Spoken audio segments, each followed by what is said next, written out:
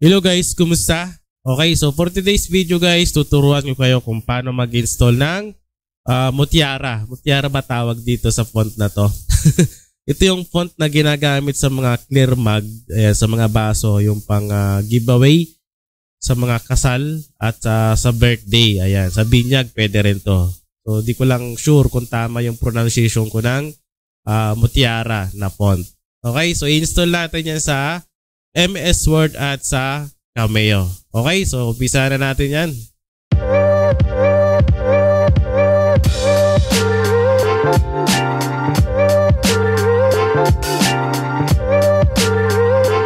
Itong sample natin guys, yung mapapansin nyo dito sa baso natin, pero medyo magkaiba lang. Pero di ko lang talaga sigurado kung anong font itong nasa baso. Pero ang ipapakita kasi natin dito, ito yung font ng Mutiara na kadalasan ginagamit sa nilalagay natin sa ating mga transparent na baso. Tulad nito, di ko lang sigurado kung Mutiara din ba tong font na to, yung sa baso, di ko lang sure talaga. Okay, so gawin na lang natin sample kasi nakuha ko lang din naman sa Google itong baso na to, itong picture na to. Ayan, shoutout nga pala sa may-ari na ito, maraming salamat.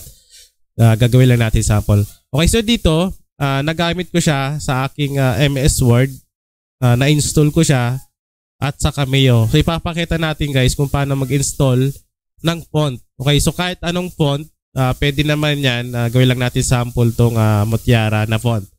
Okay guys, so unang gagawin mo dyan, punta ka ng Google, i-search mo yung The Font. Ayan. Sa mga hindi pa nakakalam, pwede kang mag-download dito ng ating mga font na pwede mong gamitin. Okay, so dito sa The Font, marami ka pwede pagpilian. Sobrang dami niyan guys. Ayan o, ang gaganda na mga design nila. I mean, yung mga font nila ang gaganda. Ayan. For free, for personal use. Okay? Ayan. So, ang dami yan. Pipili ka lang. So, gagawin natin dyan. I-search natin yung Mutiara. Okay? So, dito. Ayan. So, lumabas na. I-click ko na lang para mas mabilis. Tapos, search natin. Ayan. Ayan. So, dito, ito yung lumabas.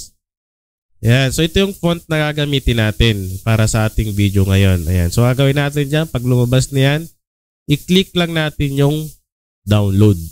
Okay, so pag na-download nyo yan, pag na-download mo yun guys, ang gawin mo dyan, punta ka doon sa download section mo, i-click mo at extract mo yung folder. Okay, para lumabas ito. So ito yung laman ng pinaka-folder niya pag na-extract mo. Ayan. So dito, ito yung ating font. Ang gagawin mo dyan, i-right click mo lang yan. Okay? So right click mo yan. Meron ditong install at install for all users. So ang ginawa ko dyan, install for all users ang ginawa ko. Okay? So depende sa inyo yan kung anong gagawin nyo dyan. Kung install lang or install for all users. So nasa sayo yan guys. Okay?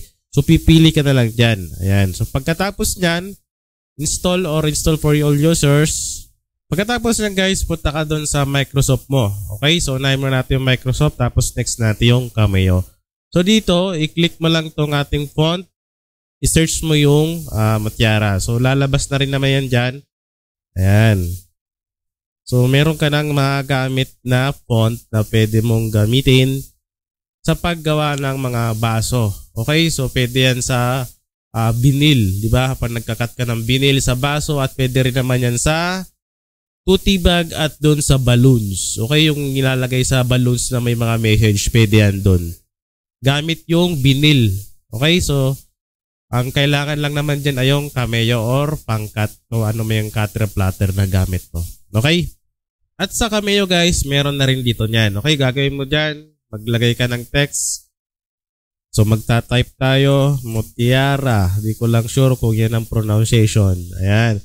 So punta ka dito sa font. Ayan, nandito lahat ng font. Hanapin mo lang. Ayan, nandito naman lang yan. Lalabas ka agad yan. So, yan na yan. Ayan, meron ka na mga gamit. Panagkat ka ng letter para sa inyong product na baso or balloons or tote bag. Okay? Ayan, yan na kaagad yun. Lalabas na kaagad yan. Ayan. So, ganoon lang guys, kadali mag-install. So, experiment nyo na lang kung ano yung font na gusto nyo. At i-download nyo na lang kung free. Download nyo, extract nyo yung folder, tapos install. Tapos kapag hindi lumabas, try mo restart yung computer, tapos i-on mo at i-search mo ulit. Ganoon naman lang yon pag hindi kagad lumabas. Okay? So, yan lang yon at maraming salamat. Nga pala guys, kung kaumpisa mo pa lang sa printing business or meron ka ng printing business, meron akong starter business package. Okay? So dito guys, meron tayong maraming design na pwede mo i-download. Unlimited download to guys. Okay? So meron tayong calendar na Year of the Dragon, t-shirt design, sticker, ready to print, sticker collection, sports jersey sublimation, spoof brand design, Snowman Mag, part 2, Rush ID with formal. So meron tayong pop art t-shirt design, pack anime t-shirt design, One Piece, Mag collections. Dito guys sa Mag collection, andito lahat ng mga 3D design, Bible verse, 3D Christmas, 3D Halloween, 3D Santa Claus. So andyan lahat yan. Meron din tayong script, Victor collection, floral alphabet, monogram mag design, Dragon calendar, doodle collection mag design. So ang dami niyan guys. Sa halagang $299 lang per month, madadownload mo na to. At yung mga Canva template natin na ginagawa natin. Okay? So, $299 to guys. $299 lang. Okay? Sa isang buwan. Yan. Sa isang buwan, sigurado no, madadownload mo naman ito. Pwede ka mag-renew another 1 month kung gusto mo pang continuous makareceive ng mga Canva template natin at mga new updated na design dito sa Google file natin. Okay? So, message lang guys sa mga gusto mag-avail.